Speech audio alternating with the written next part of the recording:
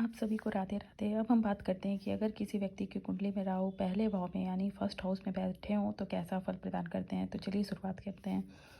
अगर किसी व्यक्ति की कुंडली में राहु फर्स्ट हाउस में यानी पहले भाव में बैठे हैं तो ऐसा व्यक्ति राजा के समान रहन सहन वाला होता है। और ऐसा व्यक्ति जिसके पहले भाव में राहु बैठे हों वो धनवान भी होता है। लेकिन यहाँ ये देखना जरूरी है कि कुंडली में सूर्य अच्छी स्थिति में बैठे हों। और ऐसा व्यक्ति जिसके पहले भाव में राहु बैठे हों, ऐसा ऐसा व्यक्ति कोई भी काम स्थायी रूप से नहीं कर पाता है, यानी उसका काम या कारोबार हमेशा बदलता रहता है, लेकिन उसके आजीविका का साधन हमेशा बना रहता है। अगर किसी व्यक्ति की कुंडली में राहु दूसरे भाव में यानी सेकंड हाउस में स्थित है तो ऐसा व्यक्ति ऋण लेने वाला होता है, यानी उसके जीवन में उधार लगा रहता है। लेकिन परंतु ऐसे व्यक्ति का जिनके राहु दूसरे भाव में स्थित हो उनकी आयु अच्छी होती है। और ऐसा व्यक्ति जिसके दूसरे भाव में राहु स्थित हो उसे आंतों में कोई दिक्कत हो सकती है, यानी आंत का कोई रोग हो सकता है। और ऐसे व्यक्ति का जिसके दूसरे भाव में राहु स्थित हो उनका गृहस्थ जीवन ठीक रहता है। अगर किसी व्यक्ति की कुंडली में राहु तीसरे भाव में यानी थर्ड हाउस में स्थित हो तो ऐसा व्यक्ति भविष्य ज्ञाता होता है, यानी भविष्य में होने वाली चीज़ों का उसे आभास हो जाता है बहुत हद तक।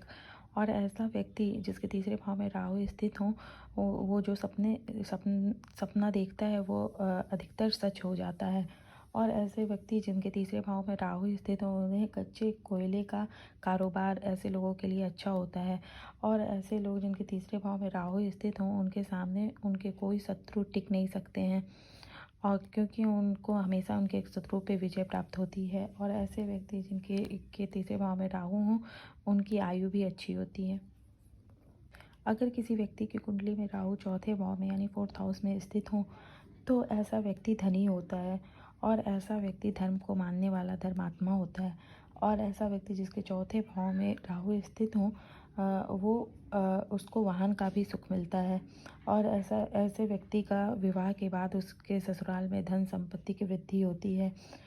अगर किसी व्यक्ति की कुंडली में राहु पांचवें भाव में स्थित है तो ऐसा व्यक्ति सन्यासी टाइप का हो सकता है, यानी वो उसको सांसारिक चीज़ों से मोह नहीं रहता है, यानी कम रह सकता है, वो भौतिक चीज़ों में नहीं रमा रह सकता है।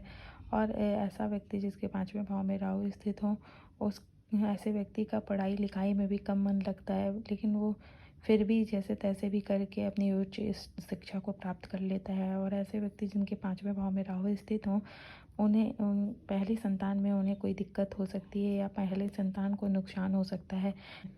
अगर किसी व्यक्ति की कुंडली में राहु छठवें भाव में स्थित हैं तो ऐसा व्यक्ति बहुत सूरवीर होता है, बहादुर होता है।